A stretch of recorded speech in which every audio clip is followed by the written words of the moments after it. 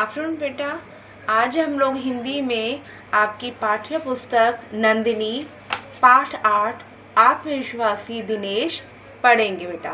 तो सभी बच्चे अपने बैग से किताब निकालेंगे हिंदी की और पाठ 8 निकालेंगे आत्मविश्वासी दिनेश। ठीक है बेटा। अब देखो, ध्यान से सुनेंगे, समझेंगे बेटा। महेश दौड़ते हुए कक्षा में घुसा।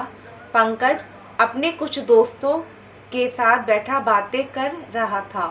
उसने पूछा, अरे क्या हुआ, तुम दौड़ते हुए क्यों आ रहे हो? वह बोला, इस बार वार्षिक खेलों में लंगड़ा दिनेश भी 100 मीटर दौड़ में भाग ले रहा है। क्या सचमुच वह लंगड़ा 100 मीटर रेस में मुझे हरा पाएगा? पंकज जोर से हंसा। तभी उसे दिनेश कक्षा में आता हुआ दिखा। पंकज उसे चिढ़ाते हुए बोला, लंगड़े से चला तो जाता नहीं, भला मुझे क्या हराएगा? मैं पिछले 3 सालों से चैंपियन हूँ। कहकर वह हंस पड़ा। तो बेटा इसमें क्या है, महेश नाम का एक छात्र दौड़ता हुआ आता है क्लास में और अपने जो उसके दोस्त होते हैं, पंकज और 2 दोस्त बैठे होते हैं, उनसे कहता है कि तुम्हें पता है इस बार वार्षिक खेलों में जो लंगड़ा दिनेश है वो 100 मीटर की दौड़ में भाग ले रहा है। यह सुनकर पंकज हंसता है और कहता है कि उससे चला तो ठीक से जाता नहीं, मुझे वो क्या हराएगा? क्योंकि पंकज 3 सालों से वार्षिक खेलों में जो दौड़ की प्रतियोगिता हो रही थी उसे जीत रहा था। यह कहकर वह हंस पड़ता है। यह सुनकर दिनेश को बहुत दुख हुआ। वह दौड़ में भाग न लेने की सोचने लगा। उसके पैर में मामूली सी लंगड़ाहट थी, जिस कारण सभी लड़के उसका मजाक बनाते थे।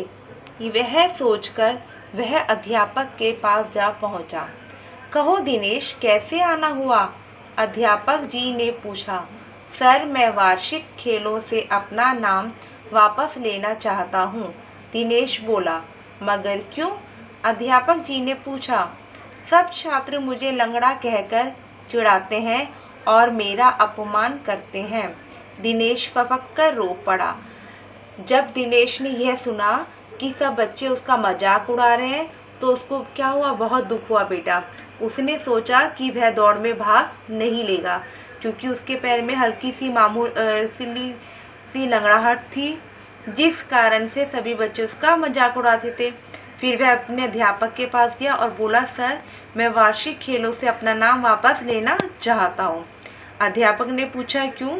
तो उसने बताया कि सर, सभी बच्चे मुझे लंगड़ा कह के चिढ़ाते और मेरा अपमान करते हैं। यह कह के वह रो पड़ा। मगर मैं कैसे मान लूँ कि तुम दौड़ नहीं सकते? मेरा पर्स छीनकर भागने वाले का तुमने जिस प्रकार से पीछा किया था और उसे पकड़ लिया था, उससे मुझे पूरा विश्वास है कि तुम इस बार जरूर प्रथम आओगे। मैं स्वयं तुम्हें अभ्यास करवाऊंगा। कहते हुए अध्यापक जी ने दिनेश की पीठ थपथपाई। उस दिन के बाद जब कक्षा का समय समाप्त होता तो अध्यापक दिनेश को अभ्यास करवाते। वह भी खूब मन लगाकर अभ्यास करता। जल्द ही वार्षिक खेलों का दिन भी आ गया। पहले सभी खिलाड़ियों ने मार्च पास्ट किया। उसके बाद खेलों का दौर शुरू हुआ। फिर दौड़ का सिलसिला शुरू हुआ। 100 मीटर रेस शुरू होने में कुछ ही समय बाकी था। दिनेश मन ही मन सोच रहा था, मुझे हर हाल में अध्यापक जी के विश्वास की रक्षा करनी है। तो बेटा जब अध्यापक जी ने सुना तो उन्होंने कहा कि दिनेश, मैं कैसे मान लूँ कि तुम दौड़ नहीं सकते? क्योंकि जिस प्रकार तुमने मेरा पर्स छीनकर भागने वाले को पकड़ा था, उससे मुझे तुम पर पूरा विश्वास है कि तुम इस बार प्रथम जरूर आओगे।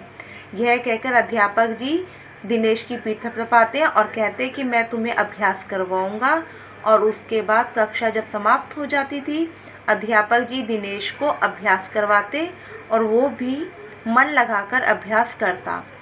जब वार्षिक खेलों का दिन आया तो सभी खिलाड़ियों ने सबसे पहले क्या शुरू किया, मार्च पास्ट। और उसके बाद जब दौड़ शुरू हुई तो दौड़ शुरू होने से पहले दिनेश ने मन ही मन यह सोचा कि मुझे हर हाल में अपने अध्यापक जी के विश्वास की क्या करनी है, रक्षा करनी है। सभी खिलाड़ी अपनी अपनी लेन में जाकर खड़े हो गए। रेफरी के 1 2 3 कहते ही सभी प्रतियोगी दौड़ने लगे। दिनेश तीर की तरह सबसे आगे निकल गया और पिछले सभी रिकॉर्ड तोड़ते हुए फिनिशिंग लाइन पर 12 सेकंड में ही पहुंच गया।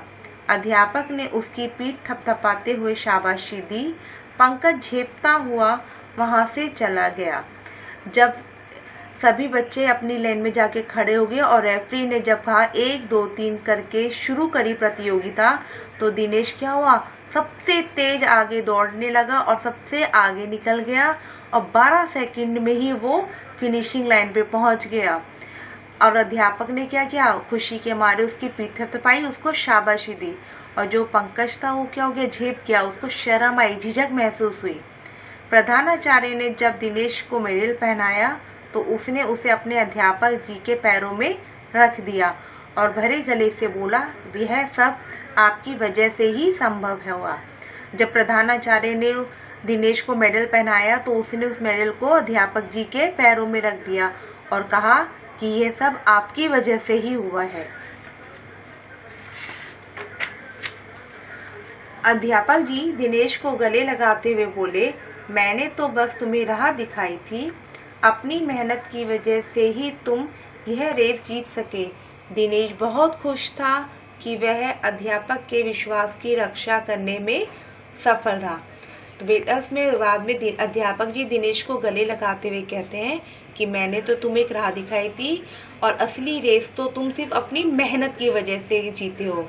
उधर दिनेश भी बहुत खुश था क्योंकि उसने अपने अध्यापक जी के विश्वास की रक्षा करी और उनके विश्वास के ऊपर खरा उतरा। ठीक है बेटा, तो आप लोगों ने क्या करना है बच्चे, आपने आपकी पाठ 8 आत्मविश्वासी दिनेश, इस कहानी को आपने अच्छे से पढ़ना है। थैंक यू बेटा।